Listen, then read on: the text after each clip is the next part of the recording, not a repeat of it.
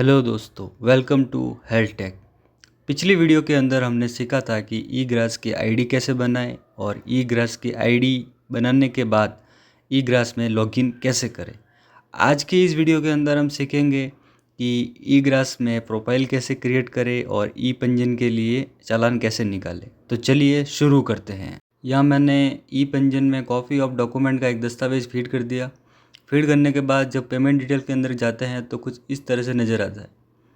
यहाँ stamp duty, search charge, registration fees, CSI, commission fees, कॉपिंग fees, inspection fees, SI fees और penalty और others fees. तो दोस्तों ई grass में स्टाम्प ड्यूटी, रजिस्ट्रेशन फीस का अलग से हेड है और सीएसआई से लगा के अदर्स फीस तक का अलग से हेड है। तो चलिए दोस्तों ई ग्रास की तरफ चलते हैं। यहाँ अपन ई ग्रास में आईडी ओपन करेंगे। यहाँ मैं यूज़र नेम लिख देता हूँ और पासवर्ड लिख देता हूँ।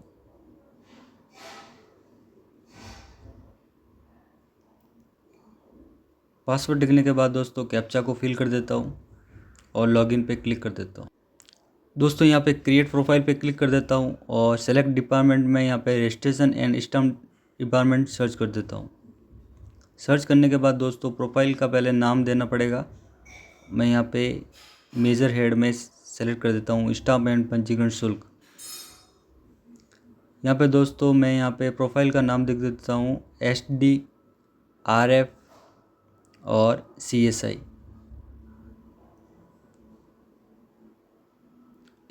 इसको मैं यहाँ पे लिख देता हूँ प्रोफाइल का नाम और नीचे चल देता हूँ। यहाँ पे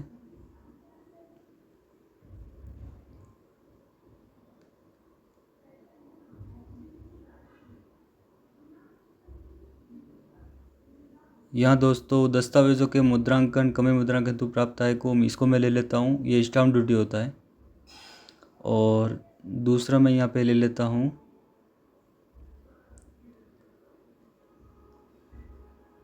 पंजीकरण शुल्क से प्राप्ति। ये RF होता है, रजिस्ट्रेशन फीस, इसको मैं ले लेता हूँ। और तीसरा और आखिरी मैं ले लेता हूँ अन्य प्राप्तियाँ। तो दोस्तों तीनों हेड हमारे हो गए सेलेक्ट। इसको मैं यहाँ पे कर देता हूँ सबमिट। सबमिट करने के बाद दोस्तों हमारी प्रोफाइल बन गई है। अब इसी प्रोफाइल की मदद से हम ई पंजीयन के सारे डॉक्यूमेंट का चालान निकाल सकते हैं। यहाँ पे ले लिया SD, RF, CSI। इसके ऊपर मैं क्लिक करता हूँ और कंटिन्यू पे जाता हूँ। यहाँ पे डिस्ट्रिक्ट सेलेक्ट करने का बोल रहा है तो मैं यहाँ पे लिख देता हूँ पाली। मैं अपना SR ऑफिस देसूरी ले लेता हूँ। यहाँ पे ईयर में यहाँ पे करना है अपने को एनुअली, ठीक है दोस्तों। और यहाँ पे अन्य प्राप्तियाँ 100 रुपये, क्योंकि कॉपिंग फीस का कोई अलग से हेड नहीं है तो अन्य प्राप्तियाँ में ही लेंगे इसको। फिर स्टाम्प ड्यूटी का 100 रुपये और RF नहीं है तो इसको 0 ही रखेंगे।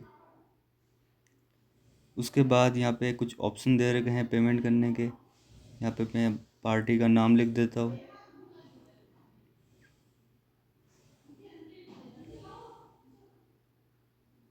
यहाँ के पार्टी के एरिया कोड लिख देता हूँ, मोबाइल नंबर और एड्रेस लिख देता हूँ। उसके बाद दोस्तों अगर आपका चालान 50,000 से अधिक का है तो यहाँ पे पैन नंबर डालने कंपलसरी है। जिस भी पार्टी का आप चालान निकाल रहे हैं उसका पैन नंबर आवश्यक भरें। मैनुअल पे चलते हैं। यहाँ पे कुछ ऑप्शन दे रखे हैं, आप किसी भी मेथड से पेमेंट कर सकते हैं। यहाँ पे इतने सारे ऑप्शन दे रखे हैं। सबसे सरल और अच्छा है नेट बैंकिंग और UPI। अगर आपका चालान 1 लाख तक का है तो आप UPI से कर सकते हैं, वरना नेट बैंकिंग अच्छा ऑप्शन है। बाकी क्रेडिट कार्ड, डेबिट कार्ड से आप कर सकते हैं, उसके कुछ चार्जेस वगैरह आप देख सकते हैं। इसको मैं यहाँ पे सबमिट कर देता हूँ। सबमिट करने के बाद दोस्तों अगर आपके पास UPI ID तो UPI ID डाल सकते हैं, वरना ये QR कोड जनरेट होगा।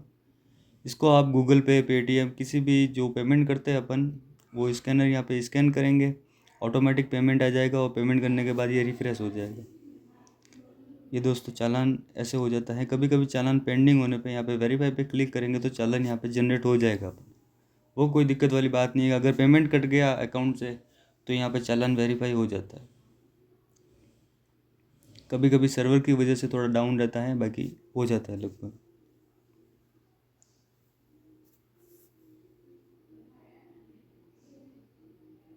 ये देखो अभी आपने पेमेंट किया ही नहीं तो ये पेंडिंग ही बता रहा है।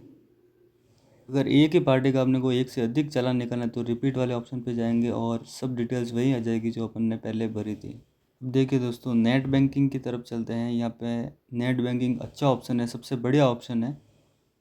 और यहाँ पे नेट बैंकिंग से करते वक्त यहाँ पे चालान आ जाता है कि चालान ऐसा बनेगा, कितने रुपए का चालान है। ये कंफर्मेशन पेज है जो यहाँ आप देख सकते हैं कि किस में कितने रुपए हैं, किस ऐड में कितने रुपए हैं, टोटल कितने रुपए हैं, सब देख सकते हैं, पार्टी का नेम वगैरह। इसको क्लिक करेंगे तो यहाँ पे GRN नंबर जनरेट हो जाते हैं। फिर वही प्रोसेस है नेट बैंकिंग में, यूज़र ID डालो, पासवर्ड डालो और हो जाता है। चालान जनरेट होने के बाद दोस्तों आपको आना है ई पंजीयन में। ई पंजीयन में यहाँ पे ई ग्रास सेलेक्ट करके डेट सेलेक्ट करनी है। जो GRN नंबर यहाँ दे रखे हैं वो S नंबर में फिल करना है। और जो अमाउंट, जितने रुपए का टोटल अमाउंट का जो चालान कटा है अपने, वो यहाँ पर अमाउंट में डाल के चेक करना पड़ता है। चेक करने के बाद स्टैम्प ड्यूटी और RF तो सेट हो जाते हैं। उसके बाद में अपने को जो CSI होती है उसको सेट करना होता है। धन्यवाद दोस्तों।